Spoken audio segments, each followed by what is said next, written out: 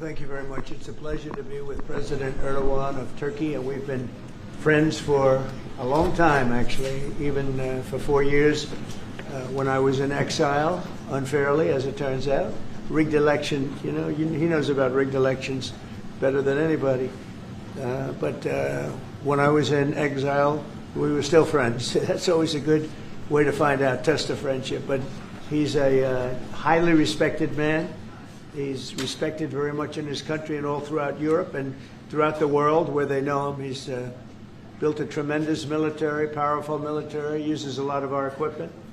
And it's an honor to have him at the White House. We're going to have a lunch together. We're going to have a discussion, big discussion.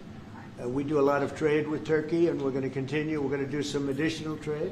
They want to buy F-16s, F-35s, and some other things, and we're going to talk to them about that. And we're just going to have, I think, a very interesting couple of hours. We're going to get a lot done. But I have great respect for this man, and we've had a very good relationship for a long time. If you remember, he led Pastor Brunson.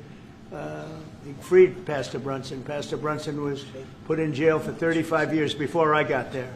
This was a group that should have stopped it, and the president, after I called him, released him, which was a great thing for our Christian community, our evangelical community. The evangelicals really wanted that. It was very important to him, so I always remembered that. But he released him from 35 years in prison. And Pastor Brunson now is healthy, happy, and well. And we're very happy about that. But it's a great honor to have the President of Turkey with us. And how are you? Fine. Say a few words. And you? Great guy. Öncelikle bu ziyaretimizi Birleşmiş Milletler Genel Kurulu'yla iç içe olan bir dönemde gerçekleştirdiğimizden dolayı arkadaşlarımla beraber çok mutluyuz. Gerek Sayın Trump'ın birinci döneminde gerekse ikinci dönemde Türkiye-Amerika ilişkilerinde farklı bir süreci yaşıyoruz. Kendilerinin de az önce ifade ettiği gibi gerek F-35 konusu, gerek F-16 konusu, gerekse Halk Bankası'yla ilgili aramızdaki ilişkiler konusunu bugün etraflıca görüşme fırsatı bulacağımıza inanıyorum. Heybeliada okuluyla ilgili ise orada üzerimize ne düşerse biz onu zaten yapmaya hazırız. Dönünce de Sayın Bartolomeo'yla bu konuyu görüşme fırsatı bulacağım. First, Mr. President, I am very pleased that this visit actually coincides with the 80th UNGA. So I am very pleased to be here with my colleagues and friends. And as we have said, during the first term of your presidency and during your second term, we are able to carry Turkey and U.S. relations to a much different level and process. And as you said, we have an opportunity here today to be able to discuss some of the issues regarding the F-35, the F-16, and also the Halkbank case, and we will have an opportunity to thoroughly discuss them. And based on what you have mentioned regarding the Heybeliada school, we are ready to do whatever we can that falls on our part, and I will, when I get back, try to discuss this issue with the esteemed Mr. Bartholomos to discuss how we can move forward on that. Okay, very good. I would like to be able to do that. The Greek Orthodox Church was here, and they would really like to have some help. They need some help, and I said I'd mention it. We appreciate it. So this is a tough man. This is a guy who's highly opinionated. Usually I don't like opinionated people, but I always like this one. But he's a tough one, and he does an amazing job in his country.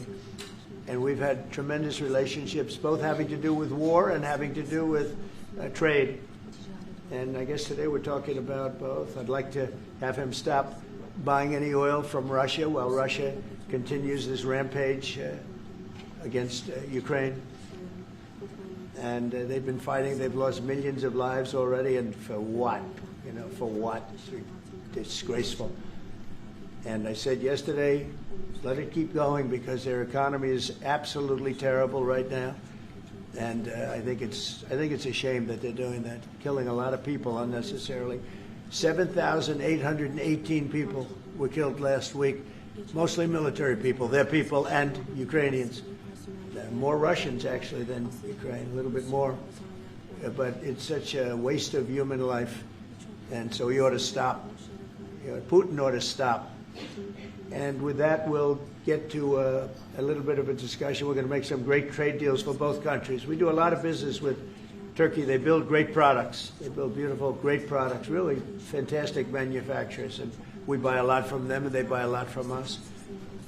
Would you have any questions, please? Thank you very much. You repeatedly called out Obama and Biden administrations for their stupid decisions. One example you gave was the refusal to sell the Patriot missile defense systems to Turkey, which resulted in the expulsion of the country from the F-35 program. Now, you are known to be a great deal maker in Turkey. What can you do to undo the stupidity? Yes, CNN. CNN? Well, because you sounded like a nice guy, but CNN is fake news. I mean, but you sound like the real deal to me, so I'll answer the question. We're going to be discussing the Patriot system, which is the best system. We'll discuss that. We're going to discuss the F-35. We'll be discussing all of the things that you know about and that some of that you mentioned. And I think you'll be successful with buying the things he'd like to buy. What concrete steps can you say? Well, we haven't even started yet, but I know he wants the F-35, and he's wanted that, and we're talking about that very seriously. And the F-16, we're in great shape. Certain other things he needed, as you know, and I'm going to see to it that we get that to him. He needs certain things, and we need certain things. And we're going to come to a conclusion. You'll know by the end of the day. Go ahead, please. Mr. President, I will walk back to you. I will walk back to you, Mr. President. Sayın Cumhurbaşkanım, siz Başkan Trump'ın ne kadar barış için çabalar gösterdiğini daha önce de söylemiş bir cumhurbaşkanısınız. Ve siz de bölgede birçok ülkeyle, birçok liderle görüşmeler, kontaklar kurabiliyorsunuz. Bu konuda birlikte nasıl çalışabilirsiniz gelecekte? Buna inandığım için zaten bunları söylüyorum. Birlikte el ele bölgedeki bu sıkıntıları aşacağımıza da inanıyorum. Mr. President, Mr. President. When are you planning Because I haven't to learned, lift I haven't learned his sanctions? language yet. Yes. What did he say? The gentleman was asking, Mr. President, you have referred to President Trump's peace efforts, and you have also contact with many leaders in the region. And what do you think that you can do about this? And Mr. President has said that, yes, I believe in the peace efforts that President Trump is leading, and together we will be able to overcome the challenges in the region. I think it's true. He's got tremendous influence in the region. Yeah, please. Mr. President, when are you planning to lift CAATSA sanctions against Turkey? Against sanctions against Turkey? Could be very soon. Mr. If we have a good meeting, almost immediately. Mr. President, are you willing to impose tougher sanctions on Erdoğan is Russia? removing tariffs on U.S. goods, and what impact it would be in U.S. production? Where are you from? Turkey. I see. We have a lot of people from Turkey here. That's We are good. Because I like the resident questions very much, actually. They're very nice questions. We'll see about tariffs. We're going to be talking about tariffs. We already removed that. Well, we're going to be talking about that. Mr. President, should we impose tougher sanctions on Russia, even if not all NATO countries stop purchasing Russian oil? We're going to be seeing about that. The NATO countries were disappointing in that regard, but they've been very amazing in other ways. They did, as you know, they went from 2% to 5% GDP, and that's a big step, and it's paid. I mean, they have the money there. And we're selling a tremendous amount of military equipment to NATO. We're selling. We're not giving like Biden did. We're selling it to NATO, and it's a lot. They're buying a lot, and I assume they're giving it to Ukraine. They could buy it for other reasons too, but I assume they're giving most of it to Ukraine. But they're buying highly sophisticated weaponry, and they're paying for it full price, and that's how we're involved. Biden gave $350 billion. Look, this war would have never started if I were president. If I were president, this war would never be happened. Would have never happened. Yeah. Mr. President, I'd like to talk about Gaza. Are you on the same page, Mr. Erdoğan, for Palestine, Israel? Well, I don't know his stance. I can't tell you about that. I just say that We want to get Gaza over with. I had a great meeting with the leaders of that area, of that region, generally speaking, the Middle East. We had a great meeting the other day at UNGA, as you know, and I think we're close to getting some kind of a deal done. Yeah, we want to get the hostages back. I have to get the hostages back. We're the ones that got the hostages, all of them that we have now. But it looks like there are 20 living hostages and probably 38 or so dead hostages. Pretty sad. And the parents of those dead souls, those dead, mostly men, boys, in many cases like literally boys, they want those bodies back so badly, as much as though they were alive. And so we had a very good meeting with the representatives of the most powerful countries in the Middle East, and I think we're going to be close to a deal. Any solution, Mr. President? Yeah, go ahead. Mr. President, we've noticed that in the Ukrainian war and during the Israeli-Iran war, the airspace of the NATO countries is very fragile, and it needs to be stronger. And in that sense, Turkey being the second largest army in NATO, it needs to support its air force and air defense.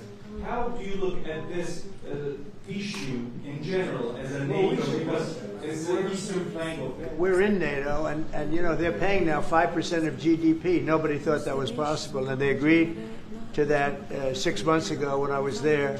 And the relationship is very good. The NATO countries, with us, is the strongest it's ever been. We used to complain that they're paying 2%, but they're not paying. The United States was paying almost everything.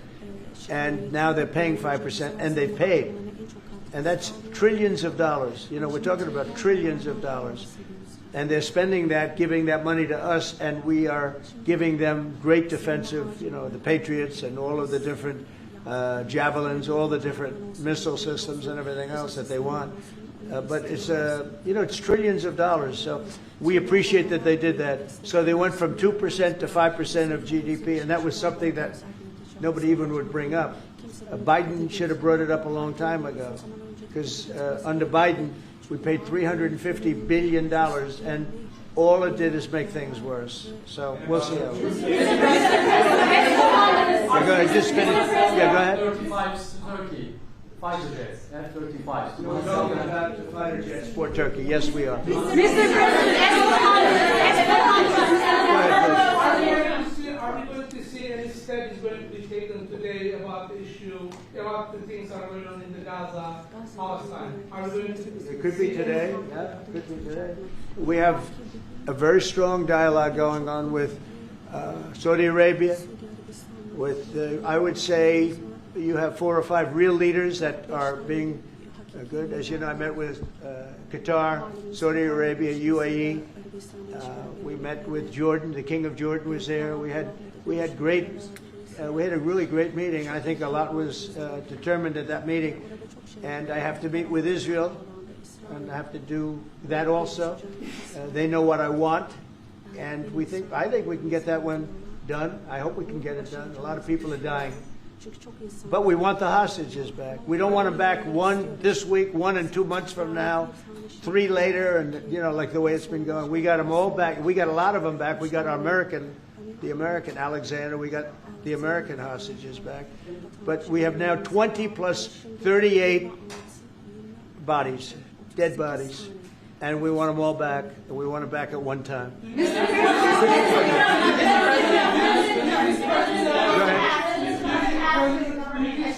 President Erdoğan will help to release the hostages? Do I think what? Do you think President Erdoğan will help to release the hostages? I don't know if he'll help in that. I don't really think I don't think it'll be necessary in this case. I think we're going to be in a pretty good position. There are a lot of people that want that done. I met with great leaders. Look, you saw the people that were there, and great leaders. Egypt was also represented. We met with the leaders of that part of the world, and they want to see if they can get something done. And I'm going to have to tell Israel, let's go. We want to get the hostages back. Everybody wants to see that war over with, by the way. Everybody. So we're going to see what happens. Mr. President. as I